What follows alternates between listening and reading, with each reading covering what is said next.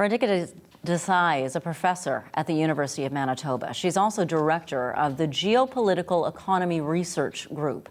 I spoke with her this afternoon about our rising inflation rate. Radhika Desai, thank you so much for joining us.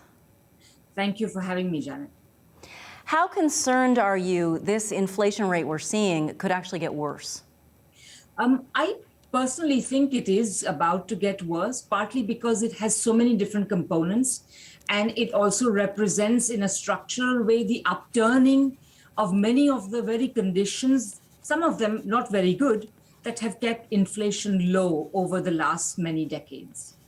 What are the components that you see driving this? Well, obviously, there's an increase in primary commodity prices, which had been going on, for many months already. We've been talking about inflation for at least a year, since a year ago.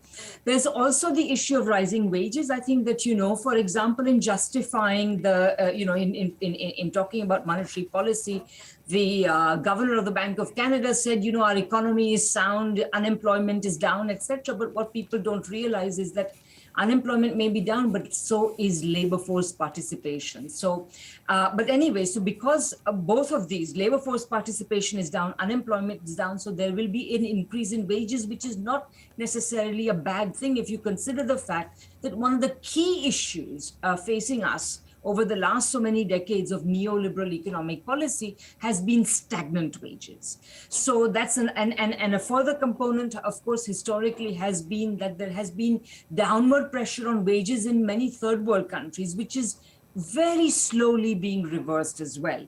And again, if you consider the fact that one person's price is another person's wage, actually the rise in the, rise in the prices and wages offered to people in third world countries is not necessarily a bad thing. It's just that we have to learn to cope with it in a way that we can manage.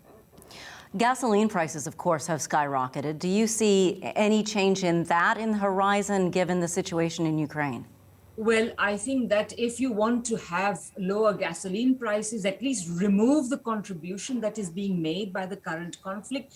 I would say we should all be urging our governments and all other governments to sit down on the table and negotiate, because wars must always end with negotiations. So let's cut to the chase, let's end the suffering, and let's end also that part of the inflation.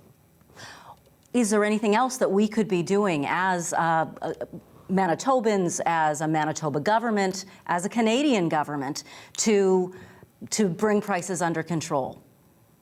Well, I think that the main way to bring prices under control is actually to secure at a reasonable price the things whose value is going up. So, for example, one of the big components in the inflation right now is in rises in house prices and rents. If you want to have a lower, if you want to remove that element, I think we have to have a serious program of social housing. Housing is a big crisis in Canada, has been for a long time.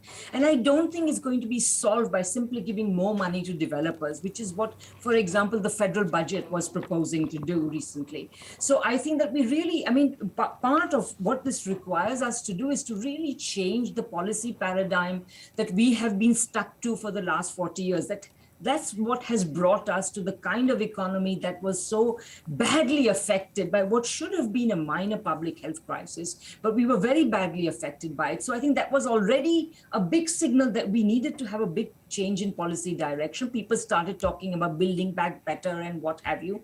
So now the return of inflation after 4 decades, it is a big signal that we have to change, because consider this, however much people may have criticized neoliberalism, practically everyone agreed that somehow its big achievement had been that it had slain inflation. Well, now it's back.